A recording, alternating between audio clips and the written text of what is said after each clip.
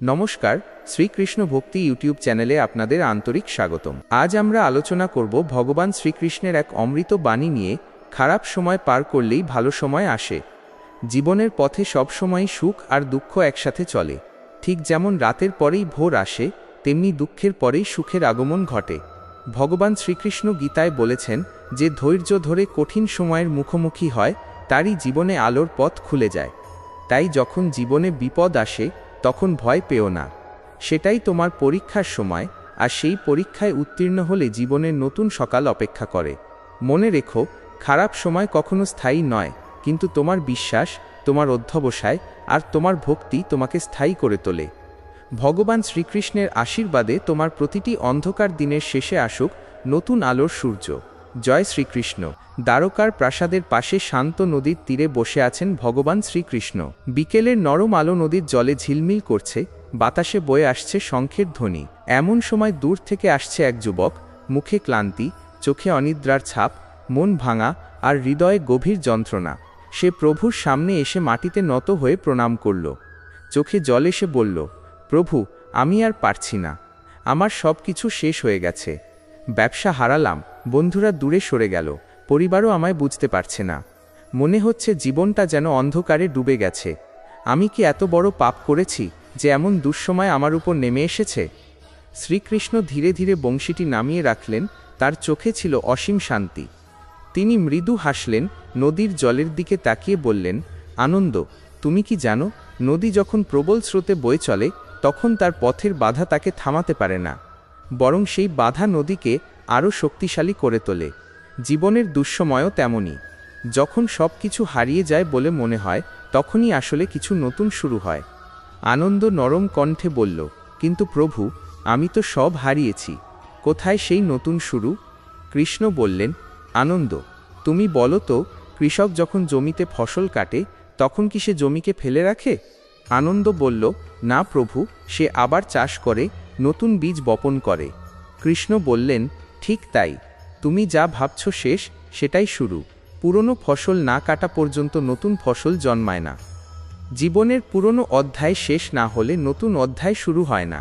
তুমি এখন যে কষ্টের সময় পার করছো, সেটাই তোমাকে নতুন জীবনের জন্য প্রস্তুত করছে। কৃষ্ণ মাটিতে বসে একটি দানা তুলে নিলেন, বললেন, এই বীজটিকে যদি আমি রোদে রেখে দিই তাহলে কি এটা গাছ হবে? আনন্দ মাথা নেড়ে বলল, না প্রভু, বীজ তো মাটির নিচে অন্ধকারে থাকতে হয়, জল পেতে হয়, তারপরই অঙ্কুর ফোটে। কৃষ্ণের চোখে আলো ঝলমল করল। তিনি বললেন, তোমার জীবনও সেই বীজের মতো। অন্ধকার মানে শেষ নয়, বরং জন্মের সূচনা। এই সময়টা তোমাকে মাটির নিচে ঠেলে দিয়েছে, যেন তুমি নিজের ভিতর থেকে নতুন শক্তি জন্ম দিতে পারো। দুঃসময় মানে ঈশ্বর তোমাকে প্রস্তুত করছেন, পরাজিত করছেন না। আনন্দ কিছুক্ষণ চুপ করে রইল। হাওয়া বয়ে যাচ্ছিল ধীরে ধীরে, দূরে পাখিরা ঘরে ফিরছিল। সে আবার বলল, প্রভু, কিন্তু আমি এত একা কেন বোধ করছি? কৃষ্ণ বললেন, যখন শিলার মধ্যে সোনা থাকে তখন সোনাকে আগুনে দিতে হয়, তবেই তার জৌলুস ফুটে ওঠে। আগুন ছাড়া সোনা তার দাম পায় না। মানুষও তেমনি, কষ্ট ছাড়া তার ভেতরের শক্তি জেগে ওঠে না। ঈশ্বর তোমাকে এই আগুনে দিচ্ছেন, কারণ তুমি আরও উজ্জ্বল হতে পারো। আনন্দের চোখে ধীরে ধীরে শান্তি নামল। সে বলল, প্রভু, আপনি বলতে চান এই সময় আমার শত্রু নয়, আমার শিক্ষক? কৃষ্ণ মৃদু হাসলেন, ঠিক তাই, সময়ই সবথেকে বড় গুরু। সুখ তোমাকে আনন্দ দেয়, কিন্তু দুঃখ তোমাকে শিক্ষা দেয়। যদি তুমি এই সময়কে গ্রহণ করতে শেখো, তাহলে তুমি এমন এক শক্তি পাবে যা কখনো হারাবে না। খারাপ সময়ের পর ভালো সময় আসবেই, যেমন রাতের পর সকাল আসে। আনন্দ মাথা নোয়াল। কৃষ্ণ তাকে নদীর ধারে নিয়ে গিয়ে বললেন, এই জলের দিকে তাকাও। যখন বাতাস আসে তখন ঢেউ ওঠে, কিন্তু কিছু সময় পর জল আবার শান্ত হয়। জীবনের ঢেউও এমনই। যতই তুফান আসুক, একসময় সব থেমে যায়। তাই ভয় পেও না। আনন্দ তখন গভীরভাবে বলল, প্রভু, আমি চেষ্টা করব ধৈর্য ধরে থাকতে। কিন্তু যদি কখনো মন ভেঙে যায়? কৃষ্ণ বললেন, যদি মন ভেঙে যায় তাহলে মনে রেখো, আমি তোমার সঙ্গে আছি।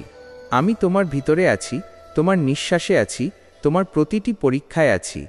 শুধু মনে রেখো, বিশ্বাসই সবথেকে বড় শক্তি। বিশ্বাস হারিও না। সেই রাতেই আনন্দ ফিরে গেল নিজের ঘরে।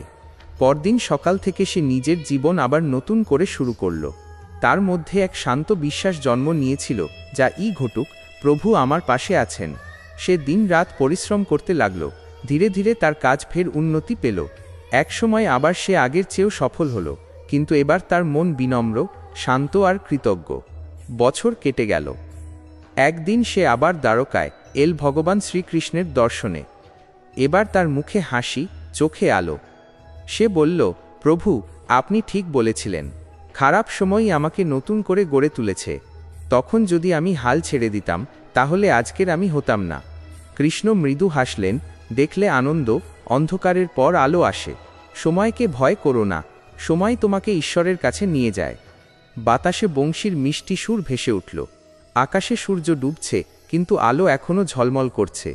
মনে হচ্ছিল যেন প্রকৃতি নিজেই বলছে, যে ধৈর্য ধরে তার জীবনেও একদিন আলো ফিরে আসে। কৃষ্ণ নদীর দিকে তাকিয়ে শেষবার বললেন, জীবনে যখন খারাপ সময় আসে, তখন ভেবো না সব শেষ। ভেবো, ঈশ্বর তোমাকে নতুন করে লিখছেন। সময় কষ্ট দেয়, কিন্তু সেই কষ্টই তোমাকে শক্ত করে। যে কষ্টে হাসতে শেখে, সেই প্রকৃত ভক্ত। আনন্দ নত হয়ে প্রণাম করল। চোখে জল, কিন্তু সেই জলে আর দুঃখ ছিল না, ছিল এক অনন্ত বিশ্বাস, এক শান্তি, যা শুধু ঈশ্বরের কাছ থেকে পাওয়া যায়। বংশীর সুর ধীরে ধীরে দূরে মিলিয়ে গেল, কিন্তু তার মধ্যে থেকে গেল এক বাণী, যখন জীবন কঠিন হয়ে ওঠে, মনে রেখো, ভগবান তোমার সঙ্গে আছেন, আর সময় তোমাকে এক নতুন আলোয় পৌঁছে দেবে।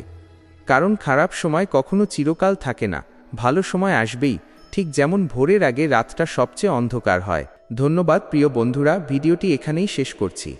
যদি ভগবান শ্রীকৃষ্ণের এই অমৃত বাণীটি আপনাদের ভালো লেগে থাকে, তাহলে চ্যানেলটি অবশ্যই সাবস্ক্রাইব করুন এবং আমাদের পাশে থাকুন।